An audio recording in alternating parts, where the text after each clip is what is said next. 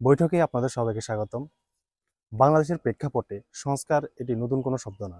যদিও আমরা দেখতেছি যে ২৪-এর গণঅভ্যুত্থান পরবর্তী সংস্কার শব্দটা অনেক ব্যবহৃত হচ্ছে, তবুও স্বাধীনতার পর থেকে বারবার আমাদের প্রশাসন, আমাদের রাজনীতি, আমাদের সংবিধান অনেকবার সংস্কার করা হয়েছে। বৈঠকের আজকের এই পর্বে আমরা আমাদের সংস্কারের যে প্রস্তাবনাগুলো এগুলো নিয়ে কথা বলবো এবং আমাদের সাথে আছেন প্রতিষ্ঠাতা আলোকিত সমাজ এবং চট্টগ্রাম বিশ্ববিদ্যালয়ের শিক্ষার্থী তাহসান হাবিব। বৈঠকে আপনাকে স্বাগতম। ধন্যবাদ। সম্প্রতি আমরা দেখেছি যে আমাদের ২৪-এর গণঅভ্যুত্থান পরবর্তীতে বিভিন্ন ধরনের সংস্কার কমিশনগুলো প্রস্তাব করা হয়েছে, তারা বিভিন্ন প্রস্তাবনা দিয়েছে এবং এই প্রস্তাবনাগুলো থেকে আপনার মতামত আমরা জানতে চেষ্টা করব।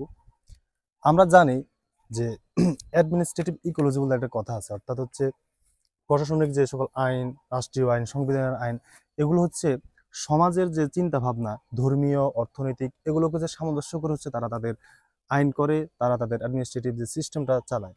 এখন এই সম্প্রতি যে আমাদের যে সংস্কার কমিশনের যে প্রস্তাবনাগুলো, ওইগুলোতে হচ্ছে আমাদের দেশের সামাজিক ব্যবস্থা, আমাদের দেশের অর্থনৈতিক ব্যবস্থা এবং ধর্মীয় ব্যবস্থা কি কতটুকু প্রতিফলিত হয়েছে?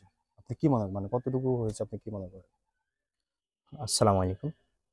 বৈঠকের উপস্থাপক এবং সকল দর্শককে আমার পক্ষ থেকে শুভেচ্ছা এবং অভিনন্দন। আর বৈঠককে ধন্যবাদ আমাকে ডাকার জন্য। বিপ্লবের পরবর্তী সময়ে আমরা সবচেয়ে বেশি যে আলোচিত শব্দগুলো ছিল তার মধ্যে একটা ছিল সংস্কার। ৫ তারিখে যখন শেখ হাসিনার পতন ঘটে, এর পরবর্তীতে অন্তর্বর্তীকালীন যে সরকার আসে, তার কাছে সকল ছাত্র জনতার একটা দাবি ছিল যে সংস্কার। সংস্কারের মূল কারণ ছিল যে পরবর্তীতে কেউ যেন আর ফ্যাসিস্ট হয়ে না উঠতে পারে। এর জন্য আমরা সংস্কার দাবি করেছিলাম। এর পরিপ্রেক্ষিতে আমরা দেখেছি যে, আমি যদি ভুল না করে থাকি, 15ই জানুয়ারি কিছু সংস্কার কমিশন গঠন করা হয়। এর মধ্যে সংবিধান সংস্কার, পুলিশ প্রশাসন সংস্কার, তারপরে আমাদের যে নির্বাচন ব্যবস্থার সংস্কার, এগুলো এর মধ্যে অন্তর্ভুক্ত ছিল। তো এই সংস্কার যদি করা হয়, এই সংস্কারের কিছু প্রক্রিয়ার মধ্যে আমরা দেখেছি যে আমাদের যে কি বলে যে আমাদের প্রতিনিধিত্বের যে বয়স 25 থেকে 21 করা, আবার দ্বিকক্ষ বিশিষ্ট আমাদের যে সংসদ, হ্যাঁ, তারপরে আমরা যদি আরো দেখি যে এক সরকার দুইবারে বেশি থাকতে পারবে না। যদি এই সংস্কার প্রস্তাবনাগুলো বাস্তবায়ন করা হয়, তাহলে আমরা মনে করি আলটিমেটলি আমাদের যে গণতান্ত্রিক ধারা, যে গণতন্ত্রের যে চর্চা করতে চাই, সেটা যুগোপযোগী এবং হচ্ছে যে সঠিক যে চর্চা সেটা আসবে। এরপরে যেটা প্রশ্ন বৈঠকের পক্ষ থেকে, যে আমাদের অর্থনৈতিক, সামাজিক, ধর্মীয় ক্ষেত্রে যে সামঞ্জস্য কিনা। আচ্ছা, তো যে সংস্কার প্রস্তাবনাগুলো আছে, আমার মূল কথা হচ্ছে যে সংস্কার প্রস্তাবনাগুলো বাস্তবায়িত হবে কিনা। আমরা এর আগে দেখেছি অনেক আইন ছিল, অনেক আইন আছে যে আইনগুলোর কোনো বাস্তবায়ন নেই। যদি সংস্কার প্রস্তাবনাগুলো বাস্তবায়ন হয়, তাহলে আমি মনে করি যে আমাদের যে ধর্মীয়, রাজনৈতিক বা সামাজিক যে ব্যবস্থাগুলো আছে, এগুলোর অবশ্যই উপকৃত হবে, কারণ সংস্কার প্রস্তাবনার মধ্যে তো এগুলো অবশ্যই আছে। হ্যাঁ, এই ক্ষেত্রে আমরা যে আমাদের যে কি বলে যে সামাজিক ন্যায় বিচার, সামাজিক যে মূল্যবোধ বৃদ্ধি, তারপরে জনগণের সমান অধিকার, এই ব্যাপারগুলো তো উঠে আসবে। তারপরে আমাদের যে হচ্ছে যে ধর্মীয় যদি ব্যাপারগুলো বলি, ধর্মীয় ক্ষেত্রে যে আমাদের যেহেতু সংখ্যাগরিষ্ঠ একটি দেশ, সংখ্যাগরিষ্ঠ মুসলিম একটি দেশ, এক্ষেত্রে সবসময় আমরা দেখছি যে একটা হচ্ছে যে ট্রাম্প ছিল সংখ্যালঘু ট্রাম্প।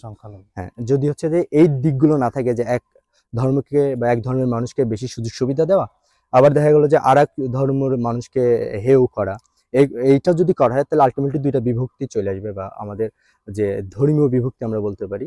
আর যদি এগুলো না হয়, সবাইকে সমান সুযোগ দেওয়া হয়, আমরা দেখে থাকবো যে অন্তর্বর্তীকালীন সরকার ক্ষমতায় আসার পরপরই বিভিন্ন হচ্ছে যে ধর্মীয় ইস্যুগুলো সামনে আসছে, তিনি ভালোভাবে এগুলো হ্যান্ডেল করছেন। তো এরকম যদি থাকে, তাহলে আমাদের যে সাম্প্রদায়িক সম্প্রীতি, এটা যদি বজায় থাকে, তাহলে আমরা মনে করি যে এই সংস্কার প্রস্তাবনাগুলো ধর্মীয় ক্ষেত্রেও কি সামঞ্জস্যতা বজায় রাখতে পারবে।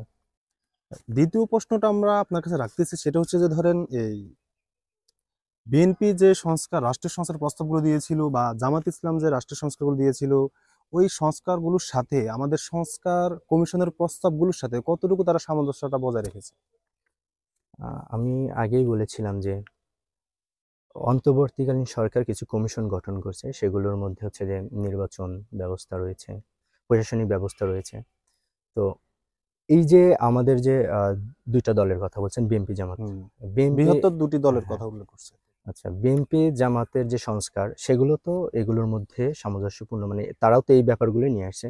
তো নির্বাচন যেমন আগে আমরা যেটা দেখতাম যে রাতের ভোট হয়ে যাওয়া বা তাহাজ্জুদ হ্যাঁ, নামাজের সময়। হ্যাঁ, তারপরে দেখা যাচ্ছে যেত যে যে নির্বাচন কমিশন ছিল সেটা দলীয় ছিল। তো এই ব্যাপারগুলো যদি হচ্ছে যে বাদ দেওয়া যায় বা নিরপেক্ষ কোনো নির্বাচন কমিশন গঠন করা হয়, তারপরে আমাদের যে ভোট অধিকার সেটা যদি চলে আসে, তাহলে তো এই যে আমাদের যে বৃহত্তর দুটি দল এবং হচ্ছে যে সরকার, এটা সহজেই সমন্বয় করতে পারবেন। কারণ সরকারেরও যে চাওয়া, আলটিমেটলি দুটি দলেরও একই চাওয়া। একও চাওয়া। এরপরে আমরা যদি হচ্ছে যে আমাদের নির্বাচনের কথা বলি, নির্বাচন যদি হচ্ছে যে যথাযথ সময়ে হয়, যে 5 বছর পর পর বা সংস্কার করে এটা কম বেশি করবে কিনা, যদি সেগুলো করা হয়, সেই সময় মতো যদি আমাদের সংস্কারগুলো হয় এবং সেটা যদি বাস্তবায়ন হয়, তাহলে দেখা গেল যে নির্বাচন যদি সঠিকভাবে হয়, তাহলে এই চাওয়াটাই তো হচ্ছে যে এই দুটি দলের এবং দুটি দল, হ্যাঁ। আমাদের সরকারেরও, বর্তমান যে অন্তর্বর্তীকালীন সরকার রয়েছেন, তাহলে কি আলটিমেটলি দেখা যাচ্ছে যে তাদের চাওয়া যদি এক হয়, তাহলে তো সমন্বয় অবশ্যই সম্ভব। সমন্বয় সম্ভব। হ্যাঁ। এখন ভাই আমরা আপনার কাছে জানতে চাচ্ছি যে এই যে অনির্বাচিত সরকার বা অন্তর্বর্তীকালীন সরকার যে সকল সংস্কার কমিশনের যে প্রস্তাবগুলোকে অনুমোদন করবে, সে অনুমোদিত সংস্কারগুলোকে নিয়ে কি ভবিষ্যতে যে রাজনৈতিক দল দল যে সরকার গঠন করবে, তারা কি কোনো ধরনের প্রশ্ন তুলতে পারে নাকি?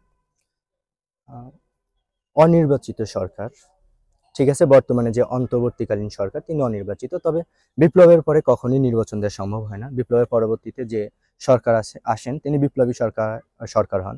বর্তমান যে সরকার রয়েছেন তিনি বিপ্লবী বা বিপ্লবকে ধারণ করেন কিনা সেটা নিয়ে প্রশ্ন করার যথেষ্ট জায়গা রয়েছে।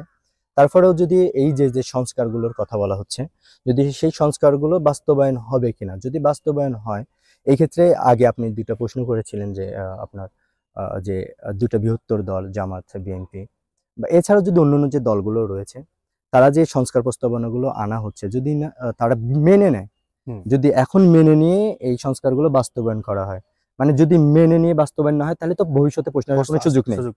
যদি বাস্তবায়ন হয়ে যায়, এর ফলে যদি তারা এটা নিয়ে প্রশ্ন করে, আলটিমেটলি তো তারা হচ্ছে প্রশ্নবিদ্ধ হবে। এই সময় কেন তারা মেনে নিচ্ছে? মেনে নিচ্ছে। যদি কোনো কিছু তাদের ইচ্ছার বিরুদ্ধে হয় বা কোনো প্রস্তাবনা যদি হচ্ছে যে দেখা গেল গণতন্ত্রে বা দেশের জন্য বা তাদের রাজনৈতিক প্রেক্ষাপট থেকে খারাপ মনে হয়, তাহলে তারা এখনই বাধা দিবে। তার বাধা মানে দিতে পারে। সেগুলো তার আসার কোনো সুযোগ নেই। সুযোগ নেই। এইটাই হচ্ছে যে কথা। তারপরেও যদি আসে, তাহলে দেখা যাবে তাদের যে প্রশ্নগুলো থাকতে পারে যে এই সরকার আসলে তো জনগণের ম্যান্ডেট নিয়েই কিন্তু এসেছে। তারপরেও নির্বাচিত যেহেতু নয়, তাহলে গণতন্ত্র যে চর্চা বা যেহেতু গণতান্ত্রিক একটি দেশ, যে ভোট অধিকারের মাধ্যমে যারা এখন আপনার যে সংস্কারগুলো করবে তারা তো করতে পারতেছে না। এক্ষেত্রে প্রশ্ন আসলেও আসতে পারে, আচ্ছা, সেটা এই যে পরের ধরেন এই ব্যাপার। যে এখানে একটা প্রশ্ন থেকে যায়, ঠিক আছে, একটা প্রশ্ন থেকে যায়। এখন এই প্রশ্নের সমাধানটা যদি মানে জাতীয় সরকার যদি গঠন করা হইতো বিপ্লব পরবর্তী পরে, সেটা কি আসলে কি সুন্দর বা সমাধান হইতে পারতো না? জাতীয় সরকার যদি হয়, তাহলে তো আলটিমেটলি এখানে সকল রাজনৈতিক দলের দলের, হ্যাঁ, অংশগ্রহণ অংশগ্রহণ থাকতো। থাকতো। এই ক্ষেত্রে প্রশ্ন করার কোনো ভবিষ্যতে সুযোগ থাকতো না। কিন্তু আলটিমেটলি আরেকটা ব্যাপার, যে সংস্কারগুলো যেগুলো করবে সরকার, সরকার কিন্তু ঘোষণা দিয়েছে যে রাজনৈতিক দলের সাথে আলোচনা করেই করবে। আলোচনা করে, হ্যাঁ, যদি হ্যাঁ, হ্যাঁ। আলোচনা করার ক্ষেত্রে তাদের যদি মনোমত না হয়, না হয়, তাহলে তো তারা এখানে হচ্ছে যে পাশ করবে না, পাশ পাশ করাবে করবে, না। করাবে না। তার মানে ভবিষ্যতে এটা নিয়ে প্রশ্ন করার কোনো তো সুযোগ থাকে সুযোগ না। থাকতেছে না। আচ্ছা, সর্বশেষ আরেকটা বিষয় যেটা জানতে চাচ্ছি সেটা হচ্ছে যে ধরেন আমরা সংবিধান যে সংস্কার কমিশনের একটা প্রস্তাব দেখলাম, যে সেখানে হচ্ছে যে গণপ্রজাতন্ত্রী বাংলাদেশ সরকার থেকে জনপ্রজাতন্ত্রী বাংলাদেশ সরকার, যে এই যে গণপ্রজাতন্ত্রী থেকে প্রজাতন্ত্রী, এইটার যে মানে পরিবর্তন, এই পরিবর্তনের ফলে আমাদের সাংবিধানিক বা রাজনৈতিক বা আমাদের কোনো মানে কি প্রভাব পড়তে পারে? আচ্ছা, গণপ্রজাতন্ত্রী থেকে জনপ্রজাতন্ত্রী বাংলাদেশ, হুম। এই আমরা যে গণতন্ত্র যে চর্চাটা, গণতান্ত্রিক যে ধারাটা, এটা গণতান্ত্রিক বাংলাদেশের মধ্যে এতদিন চর্চা হয়ে আসছে। এরপরে যদি গণতন্ত্র থেকে প্রজাতন্ত্র করা হয়, এই ক্ষেত্রে তো অবশ্যই কিছু সমস্যার অবশ্যই সৃষ্টি হবে। এক্ষেত্রে প্রথমে তো আমাদের যে সংবিধানের ক্ষেত্রে সংস্কার যদিও সংস্কার, করবে, হ্যাঁ। হ্যাঁ, তাহলে সংবিধানটা হচ্ছে যে সংস্কার করে বা সংবিধানের যে ধারাগুলো আছে, যেটা হচ্ছে যে এই নাম নিয়ে বা নাম নিয়ে, হ্যাঁ, হ্যাঁ, গণপ্রজাতন্ত্রী হ্যাঁ। নিয়ে, এটা পরিবর্তন করতে পরিবর্তন হবে। এই করতে হবে। ক্ষেত্রে জটিলতা সৃষ্টি হবে কিনা। আবার দেখা গেল যে এই নাম চেঞ্জ করার ফলে বা পরিবর্তন করার ফলে বিভিন্ন ক্রিয়াশীল সংগঠন বা বিভিন্ন ক্রিয়াশীল ব্যক্তিবর্গ, তারা কি ধরনের প্রতিক্রিয়া করছে, এই ব্যাপারগুলো আসতে পারে সামনে, যে তারা এটার বাধা দিচ্ছে কিনা বা এটা আসলে আদৌ হতে দিবে কিনা। যেহেতু এটা এখনো কি আম জনতার মধ্যে আসে নাই, আসে না। হ্যাঁ, যদি আসে সেই ক্ষেত্রে বোঝা যাবে আসলে সাধারণ জনগণ সহ সবাই কি চায়। জি, জি। এখন এটা তো উপরের লেভেলে আছে বা উপর মহলের মধ্যেই রয়েছে। এরপরে যেটা হইতে পারে যে আপনার আন্তর্জাতিক যে মহলগুলোতে রয়েছে এগুলোতে এই নামটা নিয়ে বিভ্রান্তি সৃষ্টি হইতে পারে হইতে যে পারে, কোন হ্যাঁ। নাম ব্যবহার করবে বা কোন নাম থাকবে। যদিও এটা যখন পাস হবে, বিলগুলো পাস হয়ে যাবে বা নামটা পরিবর্তন হয়ে যাবে, সেক্ষেত্রে তো মিডিয়াগুলোতে আসবে। তখন হয়তোবা সব জায়গায় এটা পরিবর্তন করতে হবে নামগুলো। এক্ষেত্রে কিছু জটিলতার সৃষ্টি হতে পারে। বৈঠকের পক্ষ থেকে আপনাকে অসংখ্য ধন্যবাদ। আপনাকে অনেক অনেক ধন্যবাদ। বৈঠককেও অনেক অনেক ধন্যবাদ আমাকে জানানোর জন্য। আসসালামু আলাইকুম।